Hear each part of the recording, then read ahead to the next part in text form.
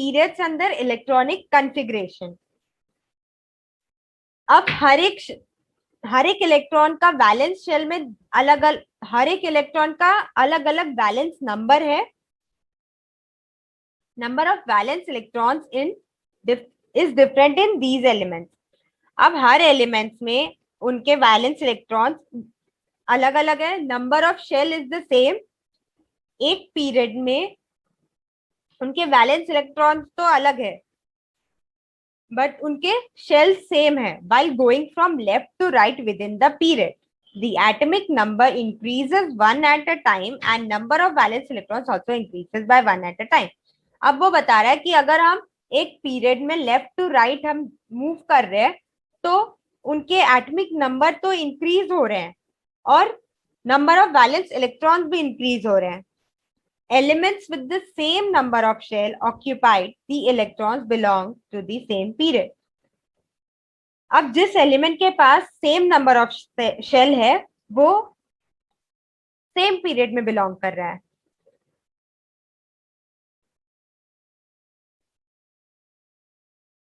The elements in the second period, namely lithium, beryllium,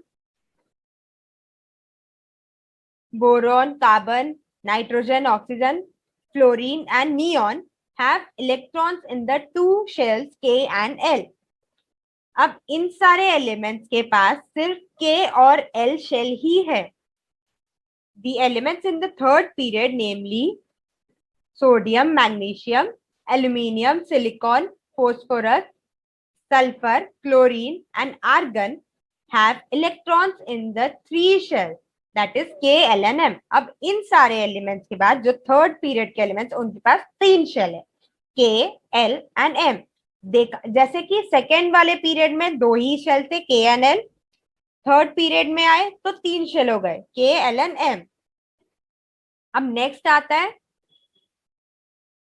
periodic trends in modern periodic table. अब क्या क्या trends आए modern periodic table में? When properties of elements in a period or a group of modern periodic table are compared, certain regularity is observed in their variation. जब उनकी properties देखी गई एक पीरियड या फिर एक ग्रुप के हिसाब से तो बहुत सारे रेगुलरिटीज देखे थे उसमें। It is called the periodic trend. अब इन जो रेगुलरिटीज जो हमने ऑब्जर्व किए थे, रेगुलरिटीज एंड वेरिएशंस, उन्हें बोला trends in modern periodic table. Here we are going to consider the periodic trends in only three properties of elements. अब ये periodic trends किस बेसिस पे देखा गया? That was their valency, atomic cell, atomic size and metallic and non-metallic character. Valency के basis पे कैसे देखा?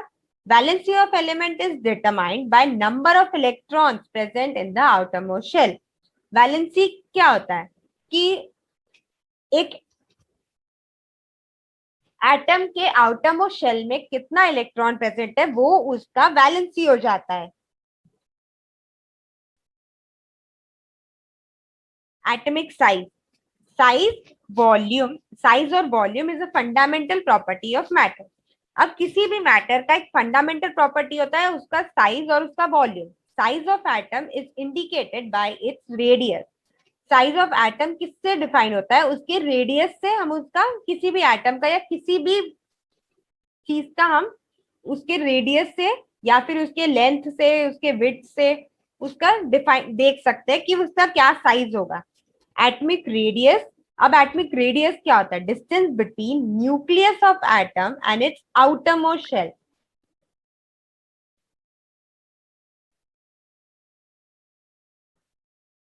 ये है एक एटम। अब उसकी हम रेडियस कैसे देख सकते हैं? ये उसका न्यूक्लियस और ये उसका आउटरमोस्ट शेल। उसके न्यूक्लियस और आउटरमोस्ट शेल के बीच का जो डिस्टेंस होगा ना उसे हम बोलते हैं एटॉमिक साइज, एटॉमिक रेडियस। अब इसकी एटॉमिक रेडियस की जो एटॉमिक रेडियस की यूनिट होती है उसकी मेजरमेंट की वो होती है पिकोमीटर। विच इज मतलब जो नैनोमीटर से भी काफी छोटा होता है, दैट इज 10⁻⁻12। नैनोमीटर इज 10⁻⁻9, और ये उससे भी काफी छोटा है, 10⁻⁻12। अब जो थर्ड कैरेक्टर था, जो मॉडर्न पीरियोडिक टेबल के ट्रेंड्स में हम ये कर रहे हैं, that was metallic and non metallic character. It is seen that metallic elements like sodium, magnesium are towards left.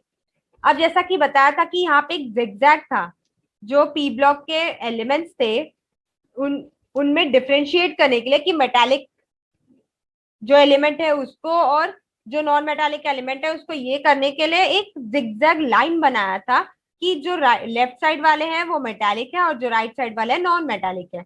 वो यहाँ पे बताया है कि सोडियम, मैग्नीशियम ये सब मेटालिक एलिमेंट्स थे, तो ये लेफ्ट में रखे गए थे, और जो नॉन मेटालिक एलिमेंट्स थे सल्फर और क्लोरीन ये सब राइट में रखे गए थे.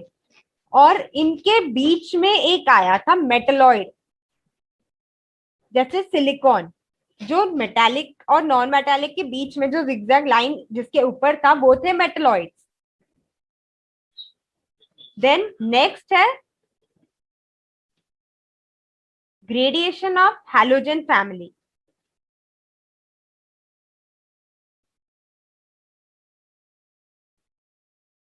The group 17 contains the member of halogen family. Halogen family ये ग्रुप 17 जो थी, फ्लोरीन, क्लोरीन, ब्रोमीन, आयोडीन, ये सब जो थी halogen family group 17.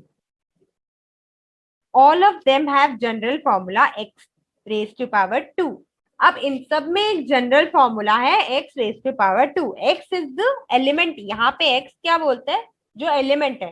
For example fluorine का फॉर्मूला, फ्लोरीन का जो टर्म है वो क्या है, F, तो हमने उसको यहाँ पे x बोला है.